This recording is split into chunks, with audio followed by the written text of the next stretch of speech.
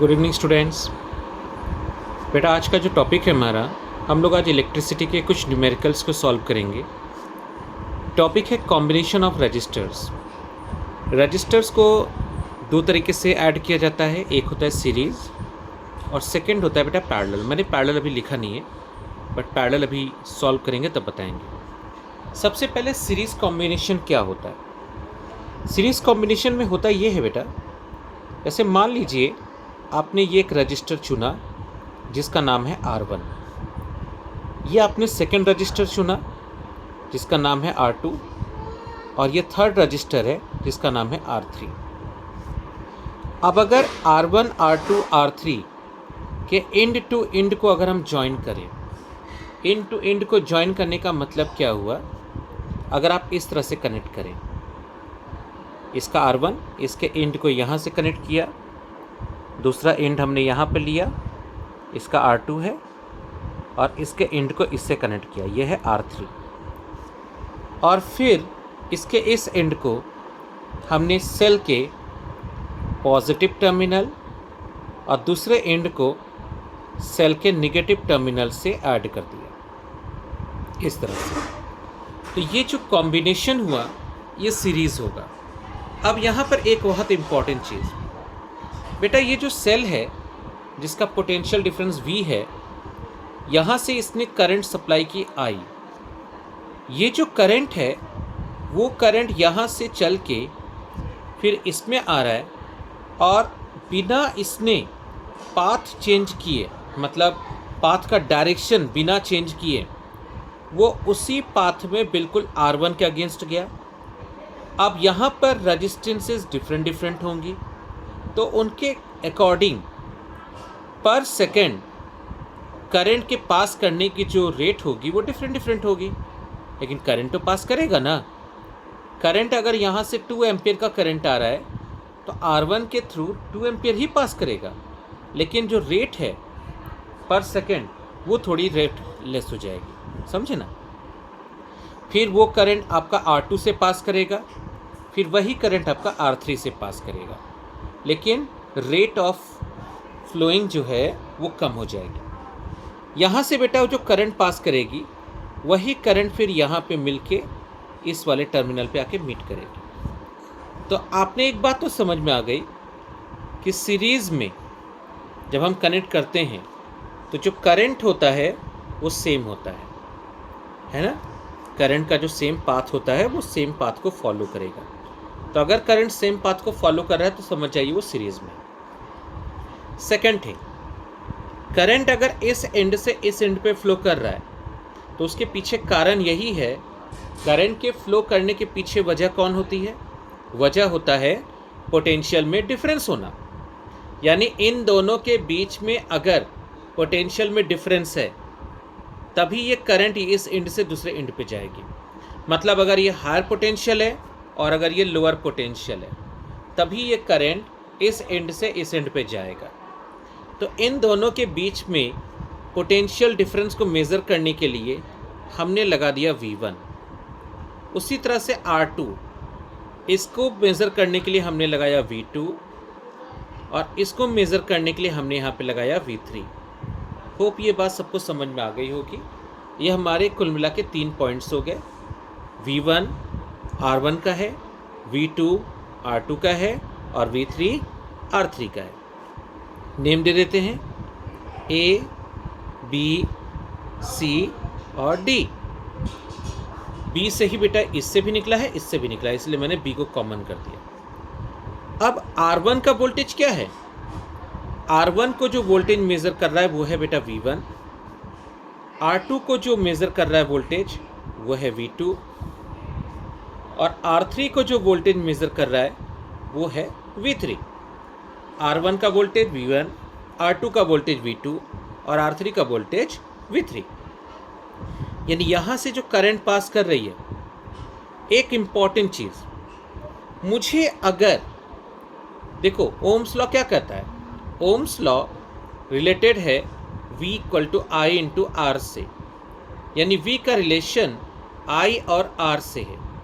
ये तो आप सब ने पढ़ा है ये चीज़, लेकिन यहाँ पर एक बात ध्यान देना, आपको जिस पार्ट का वोल्टेज पता करना है, एक बार फिर से रिपीट कर रहे हैं, जिस पार्ट का आपको वोल्टेज पता करना है, जैसे मुझे R1 का वोल्टेज अगर पता करना है, मुझे जो वोल्टेज पता करना है वो R1 का, तो R1 का वोल्टेज कितना है बेटा?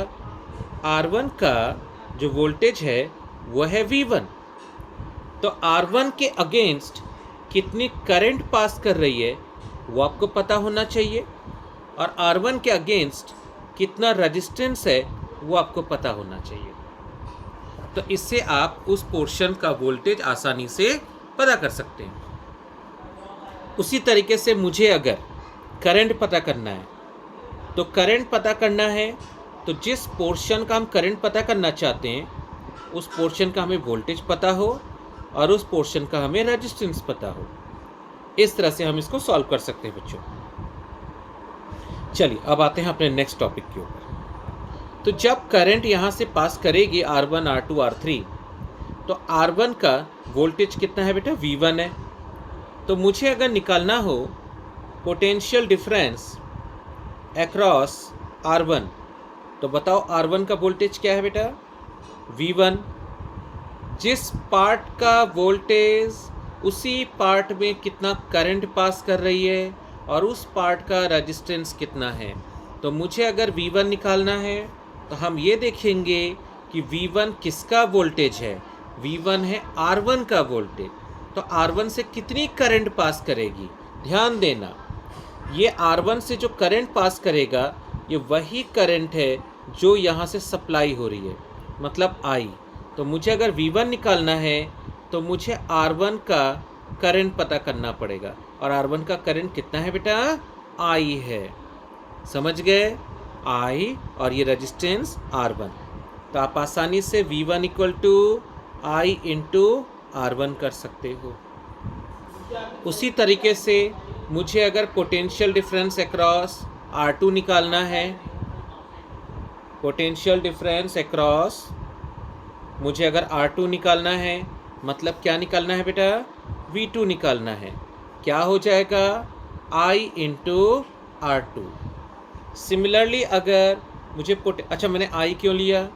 क्योंकि फिर से वही बात, R2 का करंट कितना है? R2 से वही करंट पास करिए जो यहाँ से सप्लाई हो रही है, दैट इज़ I। तो पोटेंशियल डिफरेंस अक्रॉस R3 कितना हो जाएगा? V3। I into R3। अब होता क्या है, हम यहाँ पर ये जो तीनों रजिस्टर्स हैं बेटा, इन तीनों रजिस्टर्स को यहाँ से रिमूव कर देते हैं। तो जब तीनों रजिस्टर्स को आप रिमूव करेंगे तो इसके जगह पर एक सिंगल रजिस्टेंस आ जाएगा जिसकी वैल्यू होगी R'। आपने क्या किया? आपने ये जो रजिस्टेंस है तीनों, इन तीनों को रिप्लेस कर दिया। R1, R2, R3, ये वोल्टेज V है ना, इन सबको रिप्लेस करके क्या लगा दिया? रिप्लेस करके बेटा R' लगा दिया, और बाकी चीज़ें वैसी की वैसी ही रहेंगी। तो इसका जो वोल्टेज था V1, इसका जो वोल्टेज था V2 और इसका जो वोल्टेज था V3, वो कहाँ गया बेटा? इसके 3 इंड्स थे, आपने तीनों वोल्ट मीटर को हटाया और उसके जगह पर एक सिंगल वोल्ट मीटर लगाया V, और ये क्या है? V, ये वही वोल्टेज है बेटा। तो यहाँ पे ये जो वोल्टेज है ये V1 प्लस V2 और प्लस V3 के इक्वल है। ये जो R' की वैल्यू है बेटा, ये R' की वैल्यू सॉल्व करने पर आएगी R1 plus R2 plus R3। मतलब अगर आप इसको सीरीज़ कॉम्बिनेशन में ऐड करेंगे तो जो इक्विवेलेंट रेजिस्टेंस आएगा उसकी वैल्यू होगी R1 plus R2 plus R3। यहाँ ध्यान देने वाली बात यह है कि जो R' है वो R1 से भी ग्रेटर होगा, R2 से भी ग्रेटर होगा और R3 से भी ग्रेटर होगा, क्योंकि R' सम है बेटा। तो इसका मतलब अगर आपको मैक्सिमम रेजिस्टेंस ऑब्टेन करना है, अगर आपको मैक्सिमम रेजिस्टेंस ऑब्टेन करना है, तब आप क्या करेंगे? तब आप उसमें अप्लाई करेंगे कौन सा? Series combination. समझ गए? सीरीज़ कॉम्बिनेशन में आपको क्या मिलेगा? मैक्सिमम रेजिस्टेंस मिलेगा। चलिए, ये तो हो गई हमारी सीरीज कॉम्बिनेशन की बात। अब आते हैं हम लोग पैरेलल कॉम्बिनेशन।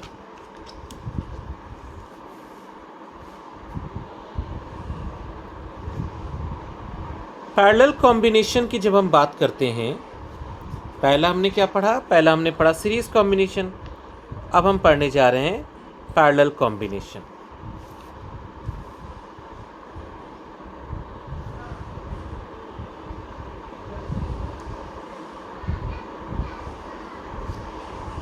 ध्यान से देखिएगा बच्चों।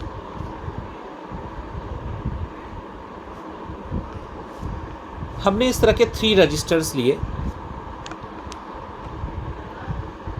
पहला रजिस्टर हमारा ये है, इसका नाम देते हैं R1। ये सेकेंड रजिस्टर R2 और ये थर्ड रजिस्टर R3। ये कुल मिला के 3 रजिस्टर्स हैं। इस R1 का जो ये वाला एंड है, ठीक है बेटा, इसके बाद ये वाला जो एंड है, सीरीज में हमने इसको एक दूसरे से जोड़ा था। अब इसमें ऐसा नहीं करेंगे, इसमें हम लोग कुछ ये अप्लाई करेंगे। ये R1, ये R1 का पहला एंड, ये R2 का दूसरा एंड और ये R3। नोटिस करिएगा बेटा, तीनों के एंड एक एंड को कॉमन एंड से जोड़ दिया और उसी तरह से इसके भी कॉमन एंड को ऐसे करके हमने कनेक्ट कर दिया और इन दोनों का एक कॉमन एंड निकाल के हमने सेल के पॉजिटिव और नेगेटिव टर्मिनल से ऐड कर दिया। ठीक है, ये पॉजिटिव टर्मिनल हो गया और ये नेगेटिव टर्मिनल हो गया। यहाँ पर नोटिस करना बेटा, ये वोल्टेज V है। ध्यान से देखो, ये जो पॉजिटिव टर्मिनल है, ये पॉजिटिव टर्मिनल तुम्हारा जुड़ा हुआ है इस पॉइंट के साथ। मान लो ये A है और ये मान लो B है, इस A से जुड़ा हुआ है। तो इस सेल का ये वाला जो टर्मिनल है, ये भी वही पोटेंशियल, ये भी वही पोटेंशियल और ये वाला भी वही पोटेंशियल। सिमिलरली जो नेगेटिव टर्मिनल है वो जुड़ा है तुम्हारे B पॉइंट से। इस सेल, इस रेजिस्टेंस का जो ये वाला टर्मिनल है वो भी B से जुड़ा हुआ है, ये भी B से कनेक्टेड है और ये भी B से कनेक्टेड है। तो अगर इन दोनों के बीच का पोटेंशियल डिफरेंस तुम्हारा मान लो 2 वोल्ट है, ठीक है, मान लो ये तुम्हारा 10 वोल्ट है बेटा और ये मान लो 8 वोल्ट है, सपोज करो। तो इसका मतलब ये वाला टर्मिनल भी कितने का होगा? 10 वोल्ट हो जाएगा और ये वाला 8 वोल्ट। तो इन दोनों के बीच का डिफरेंस अगर मान लो 2 वोल्ट आ रहा है, तो बताइए इन दोनों का भी वोल्टेज कितना होगा? ये भी तो आपका 2 वोल्ट होगा। समझ गए? 10 - 8। तो इसका मतलब R1 का जो वोल्टेज माना जाएगा, जो वोल्टेज R1 का माना जाएगा वो कितना माना जाएगा बेटा? 2 वोल्ट। उसी तरह से R2 का जो वोल्टेज माना जाएगा वो भी कितना होगा? 2 वोल्ट। और जो R3 होगा उसका भी जो वोल्टेज माना जाएगा वो भी 2 वोल्ट माना जाएगा। समझ गए ना? यानी तीनों रजिस्टर्स के वोल्टेज क्या रहेंगे? कॉमन रहेंगे। कब? जब ये वाला एंड कॉमन एंड इससे जुड़ेगा, तब की बात हो रही है। अगर मान लीजिए ये कुछ ऐसा हो जाए, थोड़ा सा मैंने इसको चेंज कर दिया था, ध्यान से समझना आप लोग। मान लो ये कर दिया, ठीक है, ये R1 कर दिया बेटा, ये R2 कर दिया, ये R3 कर दिया, ठीक। और ये मान लो तुम्हारा, इसको मैंने 10 वोल्ट कर दिया। तो क्या अब भी इन दोनों के बीच का, मतलब इन दोनों पैरेलल में है ना, क्या अब भी ये दोनों 10 वोल्ट होंगे? बिल्कुल नहीं, क्योंकि अब ये पोर्शन डिवाइड हो गया बेटा। यहाँ का वोल्टेज हो गया V1 और इन दोनों का एक वोल्टेज हो गया V2। तो ये V1 और V2 को जब जोड़ोगे, ऐड करोगे, तब तुम्हें मिलेगा 10 वोल्ट। समझ गए ना? तो R1 का वोल्टेज, R2 का वोल्टेज, R3 का वोल्टेज इस केस में आपका सेम रहेगा, डेट इज 2 वोल्ट। चलिए अब आते हैं नेक्स्ट पॉइंट। यहाँ से जो करंट सप्लाई हो रही है I, वो करंट बेटा यहाँ पे आने के बाद जब वो यहाँ से अपना पाथ डाइवर्ट करेगी, इस एंड पे पहुँचेगी, यहाँ पे करंट के तुरंत बेटा 3 पाथ नज़र आएंगे। नोटिस करना, यहाँ पे आई के 3 करंट दिख रहे हैं।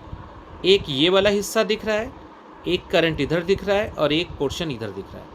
अब ये आई करंट अपने आप को 3 पार्ट्स में डाइवर्ट कर लेगी बेटा, डिवाइड कर लेगी अकॉर्डिंग टू देयर रेजिस्टेंस। जिसका रेजिस्टेंस अधिक होगा उसमें करंट क्या होगी, कम जाएगी, और जिसका रेजिस्टेंस लेस होगा उसमें करंट ज़्यादा जाएगी। तो फिलहाल हमने यहाँ पे I1, I2, I3 की कैटेगरी बना दी। इसमें जो करंट जा रहा है वो I1 जा रहा है, इसमें जो करंट जा रहा है वो I2, और इसमें जो करंट जा रहा है वो I3 जा रहा है। समझ गए ना?